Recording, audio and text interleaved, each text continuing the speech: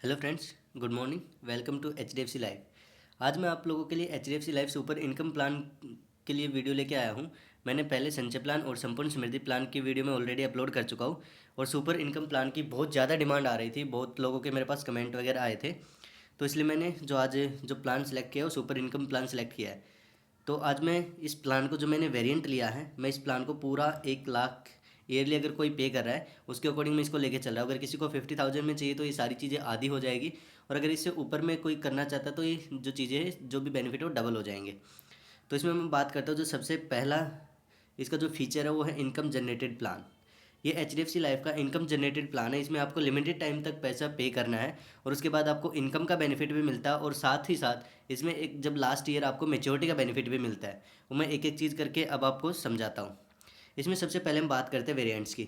तो जो ये प्लान है वो 6 वेरिएंट्स में अवेलेबल है।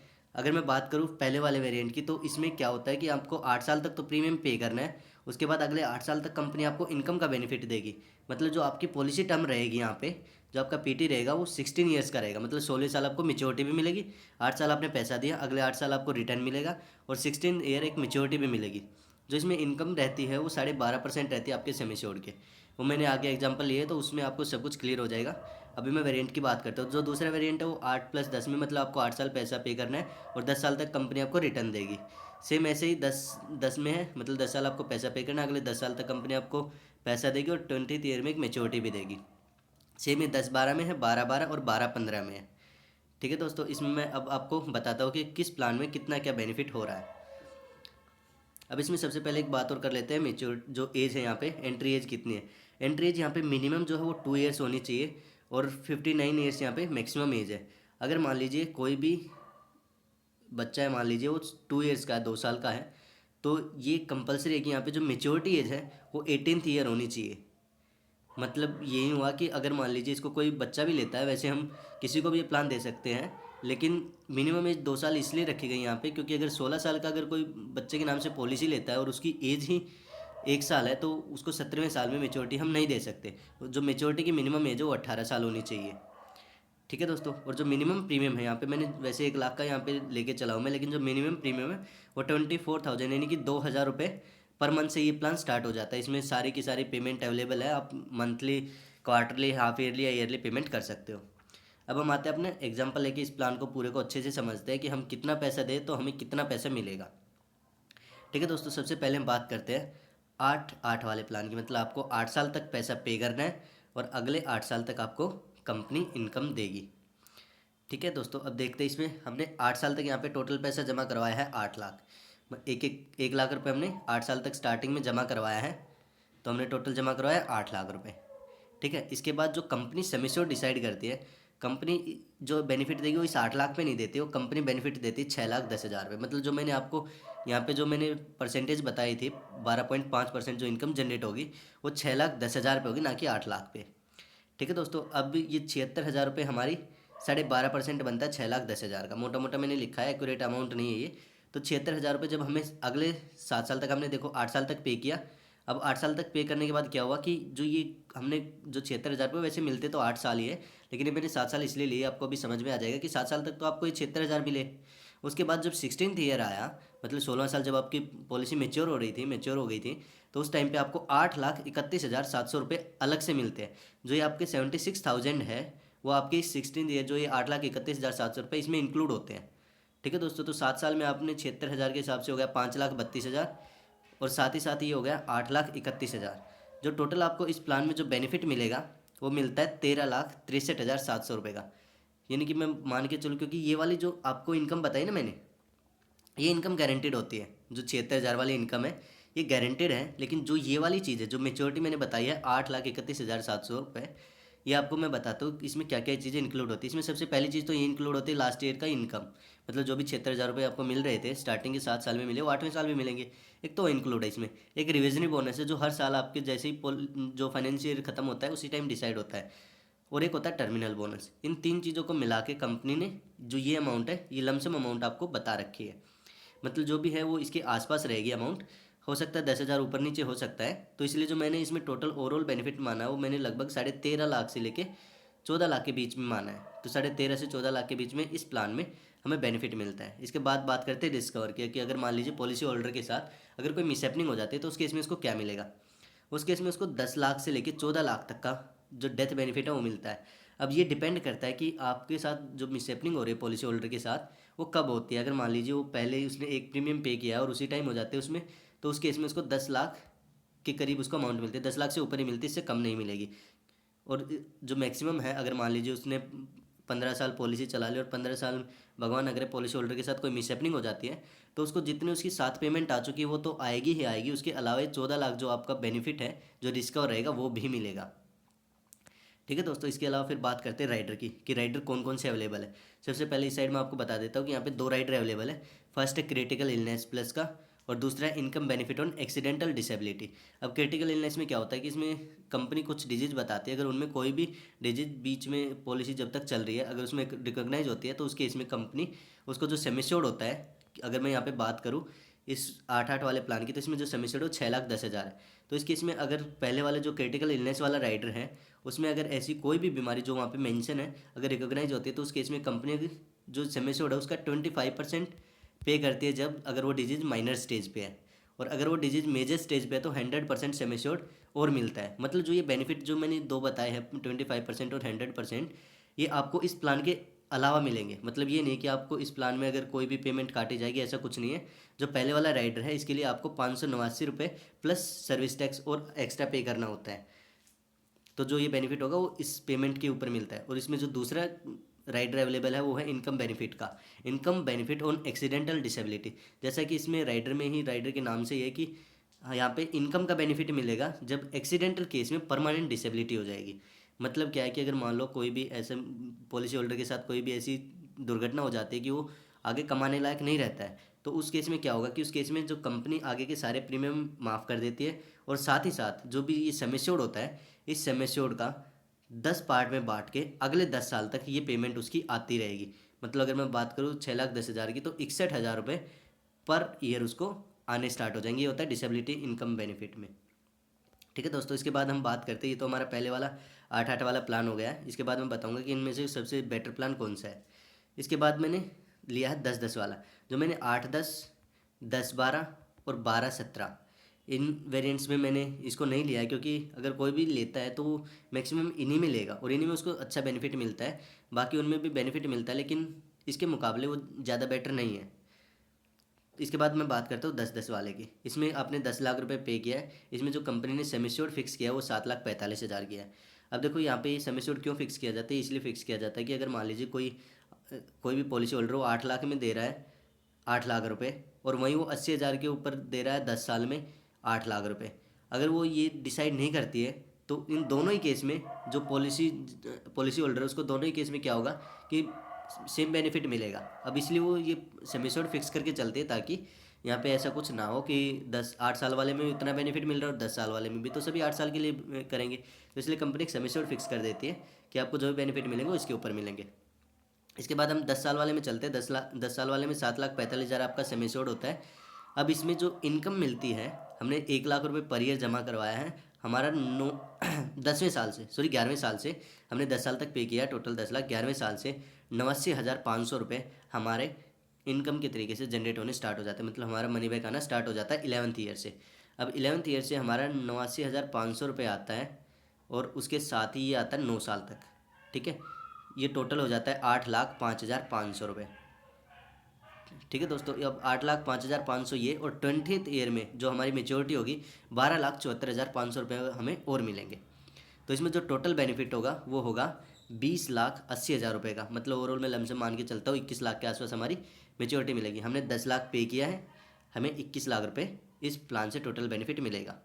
ठीक है, इसमें वही रिस्क कवर की बात करते हैं तो हम 10 लाख से स्टार्ट हो जाता है। पॉलिसी थोड़ी ज़्यादा लंबे टाइम तक चलती है तो जाहिर सी बात है जो रिस्क कवर होता है वो लास्ट के टाइम पे इसमें अब बढ़ जाता है। ठीक है, सेम यहाँ पे अगर हम बात करते हैं एक्सीडेंटल बेनिफिट की और क्रिटिकल इलनेस राइडर की, तो उसमें सेम वही अमाउंट है। यहाँ पे थोड़ा सा एक्स्ट्रा हो जाता है क्योंकि 10 साल तक यहाँ पे हो गया है, तो इस केस में 20 साल तक हमारी पॉलिसी चलेगी। ठीक है दोस्तों, अब हम बात करते हैं लास्ट वाले की, मतलब 12+12 में हमें 12 साल तक पे करना है और 24वें साल हमें मेच्योरिटी मिल जाएगी, 24 साल तक हमारी पॉलिसी बंद हो जाएगी। ठीक है। इस केस में क्या होता है, इस केस में हमने 12 साल तक 1 लाख रुपये, 12 लाख रुपये हमने टोटल जमा करवाए यहाँ पे। टोटल हमारा 1 लाख पर ईयर के अकॉर्डिंग 12 लाख हो गया। ठीक है। वो इसमें फिर जो हमारा सेमी श्योर्ड होता है, जो कंपनी डिसाइड करती है, वो करती है 9,75,000 रुपये। इस केस में क्या होता है, इस केस में जो हमारी पर ईयर जो इनकम जनरेट होती है वो होती है 10%। जो हमारा सेमी श्योर्ड है उसका 10% होती है, मतलब 97,500 रुपये हमारा इनकम जनरेट होनी स्टार्ट हो जाती है 13th ईयर से।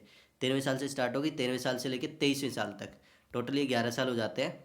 तो 11 साल में जो हमारा टोटल बेनिफिट होता है 97,500 के अकॉर्डिंग 10,72,500 रुपये। ठीक है। इसके बाद जो 24th ईयर में जो मेच्योरिटी मिलती है वो होती है 20,17,000 रुपये। इसमें यही चीज़ें तीनों इंक्लूड रहती हैं, हमारा लास्ट ईयर का इनकम, रिविजन बोनस, साथ में टर्मिनल बोनस। ठीक है। ये होता है 20,17,000 रुपये। जो टोटल जो अमाउंट होती है यहाँ पे वो होती है लगभग 30,89,500 रुपये। मैं अप्रोक्स मान के चलता हूँ कि 31 लाख का बेनिफिट हो रहा है हमें। और यहाँ पे देखो दोस्तों, अब आपको पता लग गया होगा कि तीनों प्लान में कौन सा बेटर है। अब एक बार मैं इनके बारे में और बात कर लेता हूँ। जो रिस्क कवर रहता है वो यहाँ पे 10 लाख से लेकर 20 लाख तक का रहता है। मतलब अगर मान लीजिए 23वें साल अगर किसी पॉलिसी होल्डर के साथ कोई भी मिसहैपनिंग होती है, तो जो उसका नॉमिनी होता है, उस नॉमिनी को जितने भी जो पहले वो इनकम ले चुका है वो तो उसको मिल चुके हैं। मतलब जो 11 साल तक जो उसको इनकम मिलनी थी 10,72,500 रुपये वो ले चुका है। उसके बाद 23rd ईयर में उसके साथ मिसहैपनिंग हो जाती है, तो उस केस में जो मैं यहाँ पे जो डेथ बेनिफिट है वो रहेगा 20 लाख। तो जो टोटल इसको बेनिफिट होगा 30,72,000 के आसपास इसको बेनिफिट हो जाएगा। ठीक है दोस्तों। इसके बाद जो वहीं अगर दोनों राइडर की बात करें तो यहाँ पे जो क्रिटिकल इलनेस प्लस वाला राइडर 954 रुपये में अवेलेबल है, और जो दूसरे वाला इनकम बेनिफिट और एक्सीडेंटल डिसेबिलिटी वो 410 रुपये में अवेलेबल है। अब देखो यहाँ पे मैंने एक चीज़ और मेंशन करी है, मैं बताना भूल गया है। यहाँ पे 8 साल, 10 साल, 12 साल, और यहाँ पे 16 साल, 20 साल और 24 साल मैंने यहाँ पे मेंशन किया हुआ है। इसमें क्या है कि इसमें जो पहले वाला जो क्रिटिकल इलनेस प्लस का बेनिफिट है वो सिर्फ और सिर्फ आपको तभी मिलेगा जब तक आप प्रीमियम पे कर रहे हो। मतलब जैसे इसमें 12 साल तक प्रीमियम पे करना है, इसमें 10 साल तक पे करना है, इसमें 8 साल तक पे करना है। तो जो क्रिटिकल इलनेस प्लस का राइटर है, जो भी मैंने बताया है कि उसमें कोई जो डिजीज़ होती है उनको अगर वो रिकॉग्नाइज होती है तो उस केस में सेमी एश्योर्ड मिलता है। तो उसमें ये 8 साल तक कवर रहेगा कि स्टार्टिंग के 8 साल में अगर आपके वो डिजीज रिकॉग्नाइज होती है तो ही बेनिफिट मिलेगा। अगर आपको मान लीजिए आप इनकम का बेनिफिट ले रहे हो, आपके पास इनकम आ रही है जो भी इस प्लान के अकॉर्डिंग है, तो उस केस में आपको ये क्रिटिकल इलनेस वाले राइट का बेनिफिट नहीं मिलेगा।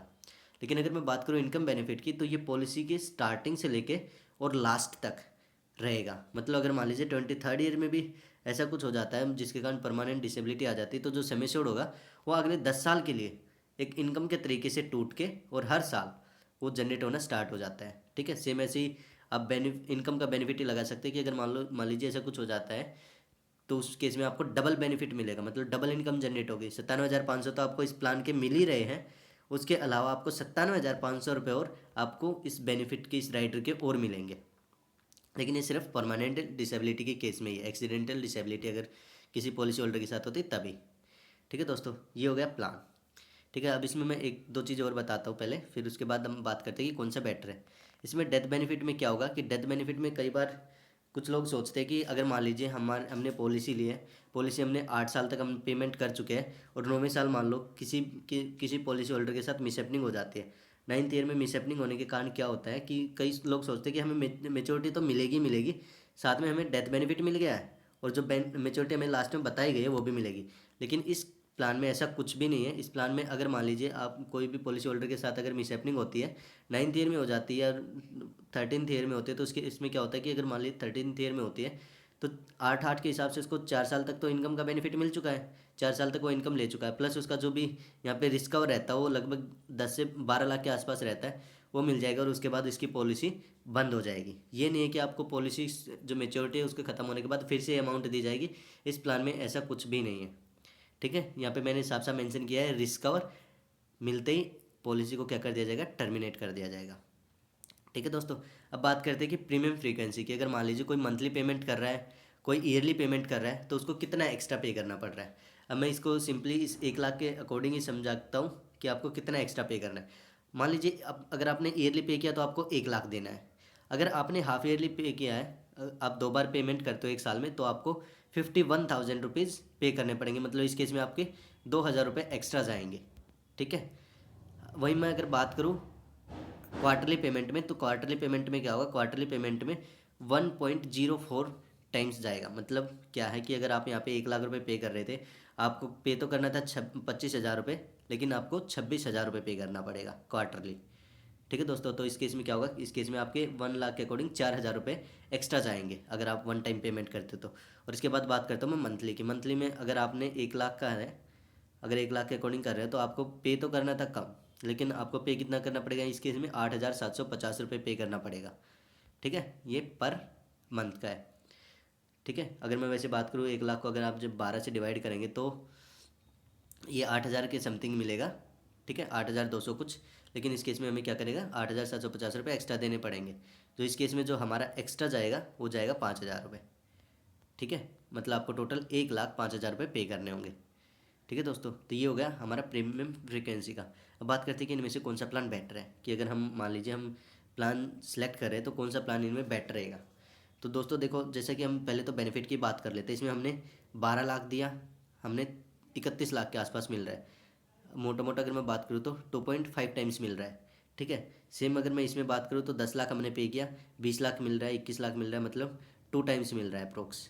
ठीक है, और अगर मैं बात करूँ यहाँ पे, तो इस केस में हमने 8 लाख दिया है, तो हमें लगभग लगभग 13 से 14 लाख के आसपास मिलता है। तो मैं 13.5 से 14 लाख, तो अगर 14 लाख भी मान के चलता हूँ तो हमें कितना बेनिफिट हुआ यहाँ पे, लगभग लगभग 1.7 टाइम्स के आसपास। तो अब आपको एक तो बेनिफिट दिख रहा है कि सबसे ज़्यादा बेनिफिट तो इसी में है, क्योंकि 2.5 टाइम्स मिलेगा।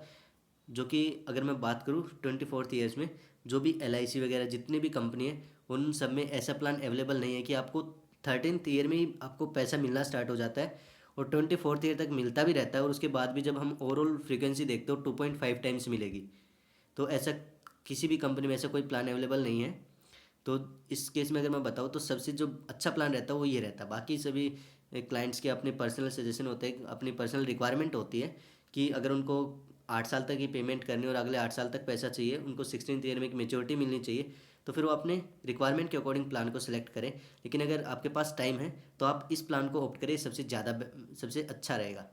ठीक है, एज कम्पेयर टू 8-8 या फिर 10-10 में। हालांकि 10-10 वाला भी सबसे ज़्यादा बिकने वाला प्लान है, लेकिन फिर भी अगर बेनिफिट के मामले में बात करो, अगर आप 24th ईयर तक वेट कर सकते हो तो आप इस प्लान को ऑप्ट करना। ठीक है दोस्तों, आई होप कि आप लोगों को सब कुछ क्लियर हो गया होगा इस प्लान के रिगार्डिंग। आप इस चैनल को सब्सक्राइब कर लेना। अगर आपके रिलेटिव में किसी को भी प्लान की रिक्वायरमेंट हो तो आप उसके, या फिर कोई ले रहा हो तो एक बार वीडियो को ज़रूर बता देना उनको कि ऐसे ऐसे इस प्लान में बेनिफिट मिलेगा। अगर इसके अलावा अगर आपको कोई और कुछ बता रहा है तो या तो वो झूठ बोल रहा है या फिर उसको प्लान के बारे में इतनी ज़्यादा जानकारी नहीं है। ठीक है, और अगर फिर भी आपको इस प्लान के रिगार्डिंग कोई भी डाउट रहता है, कोई भी क्वेरी रहती है, तो आप मेरा नंबर मैंने ऊपर भी मेंशन कर रखा है और मैं फिर से लिख लेता हूँ, 8743800302। ये मेरा मोबाइल नंबर है। आप कॉल करके मेरे से पूछ सकते हो अगर आपको कोई भी डाउट है या फिर आपको प्लान चाहिए।